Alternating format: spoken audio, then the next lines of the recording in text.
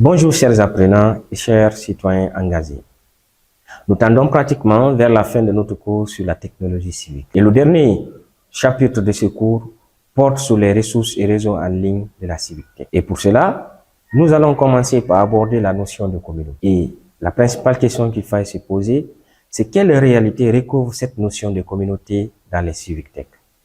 Cette notion de communauté, elle parle de groupe, de personnes qui ont envie de se rencontrer, qui ont envie d'échanger, qui ont envie de partager leurs ressources, leurs envies et leurs idées. Ces communautés se créent alors. Elles se créent en ligne, parfois. Souvent, il y a une initiative. C'est quelque chose que l'on peut trouver à partir de groupes existants, ou elles se créent dans des endroits physiquement. Du coup, ces groupes ont plusieurs profils. On peut être issu d'un univers plus technologique, on peut être issu d'un univers un peu plus militant. On peut avoir un profil qui n'a rien à voir avec tout ça, mais être attiré par les idées, l'envie de participer et l'envie de partager, de rencontrer et d'agir surtout.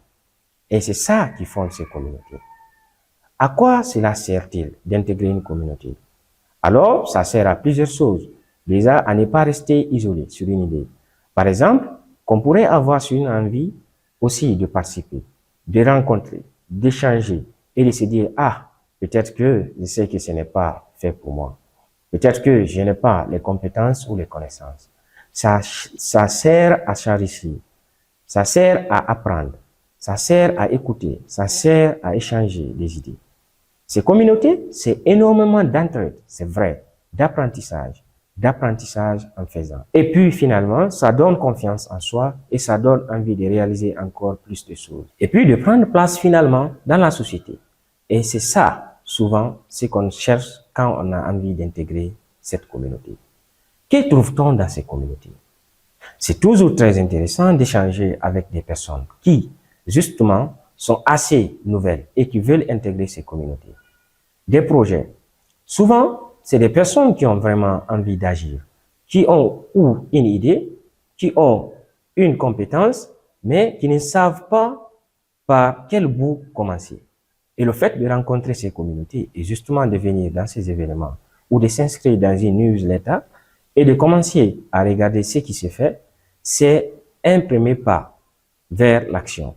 Et ce qui me motive, moi personnellement beaucoup, justement, c'est quand on participe à certains projets ou quand on les organise par ailleurs, c'est d'essayer de voir qu'il y a une émulation qui se forme et que les personnes apprennent beaucoup et qu'ensuite deviennent vraiment autonomes, responsables et quelque part s'émancipent par cette action collective. Pour échanger dans ces communautés, faut-il obligatoirement parler anglais? Alors, pas nécessairement. Il y a énormément de communautés francophones qui existent déjà. On peut citer la communauté OpenStreetMap, qui est l'exemple le plus emblématique, qui est la communauté des cartographies libres, qui existe dans énormément de pays francophones de la sous-région, mais aussi en France, en Suisse, en Belgique, au Canada. Et là, vraiment, tout se fait en français. Et il y a une communauté francophone qui existe. En revanche, la pratique, l'utilisation de l'anglais, c'est un atout quand il s'agit de participer, par exemple, à un événement international, à des sommets qui nécessitent parfois de comprendre ce qui s'y passe, de communiquer, puis de rencontrer d'autres communautés, aussi bien sur anglophone. Et notamment, quand on cherche, par exemple, du financement, des subventions, quand on veut s'adresser à des bailleurs qui demandent de parler l'anglais, de le maîtriser au moins pour qu'on puisse présenter le projet de manière orale et comprendre des documents écrits qui vont nous permettre de porter notre projet un peu plus loin. Existe-t-il des communautés francophones de référence? Bien sûr, on a indiqué tout à l'heure la communauté OpenStreetMap, qui est la plus emblématique parce qu'elle est très dispersée. Elle est diverse aussi. Elle existe dans de très nombreux pays francophones. Il y a une autre communauté qui a beaucoup grandi et qui s'est bien solidifiée ces dernières années. C'est la communauté CAFDO, qui est la communauté d'Afrique francophone des données ouvertes et qui rassemble en son sein énormément de participants d'une vingtaine de pays francophones qui justement utilisent les données ouvertes comme outil, comme point d'entrée pour faire des projets numériques et des projets souvent engagés de civic tech. À côté de cette communauté CAFDO, Il y a aussi la communauté, un petit peu parallèle du gouvernement ouvert qui s'est développé avec le projet PAGOF, qu'on peut citer aussi.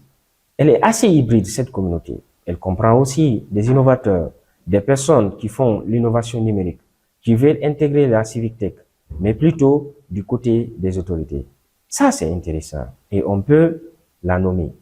Elle existe, elle est très vivante. Et enfin, terminons avec les communautés qu'on trouve dans les tiers-lieux, dans ces espaces existants qui seront des espaces physiques, un peu comme des hubs d'innovation numérique, des espaces de rencontres qui sont justement ouverts au public, qui proposent des formations, des événements et qui proposent tout simplement aux communautés de se rencontrer.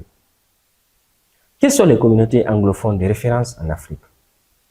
Il y en a une qui est assez emblématique, qui est la communauté Code for Africa, qui rassemble toutes les initiatives locales des chapitres Code for Nigeria, Code for Cameroun, qui sont des organisations de civic tech qui ont en leur sein développé plusieurs projets et rassemblé plusieurs personnes.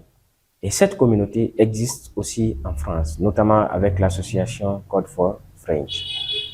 Que faut-il faire pour intégrer ces communautés? Il ne faut pas faire, il faut agir. On peut dire ça comme ça. En fait, quand on a identifié un petit peu à quelle communauté on a envie de participer, et surtout quand on est mu par cette idée, par cette envie de participer et qu'on rencontre ce groupe, eh bien, on agit, on participe à des projets. Il n'y a pas besoin. Ce sont des communautés qui sont tout à fait formelles, informelles, j'allais dire, qui ne requièrent aucune participation, que ce soit financière ou en tout cas un peu administrative comme ça. Pas du tout. On n'a pas besoin d'une carte de membre. En fait, on est reconnaissable à travers les actions qu'on mène, les projets qu'on fait et finalement, notre engagement. C'est ça qui nous identifie dans ces communautés. Par où commencer? Il y a un guide papier qui est accessible en ligne aussi. Il existe, qui a été édité en 2019 et qui est le guide francophone des bonnes pratiques et des expériences reçues en Afrique francophone, qui est assez synthétique, qui comprend différents exemples de projets de civic tech qui ont été mis en place. Par exemple, les projets sur le droit d'accès à l'information, le projet Comprésimètre au Burkina Faso.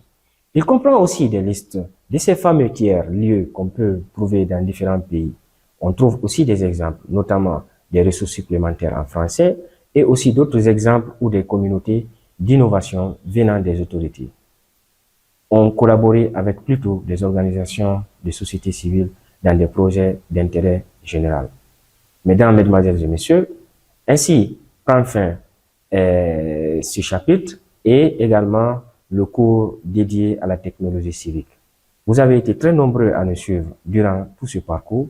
Nous vous remercions et nous pensons que ces cours vont vous être très utiles et surtout de ne pas les garder en phase d'idée, mais c'est de passer également à l'action. Je vous remercie.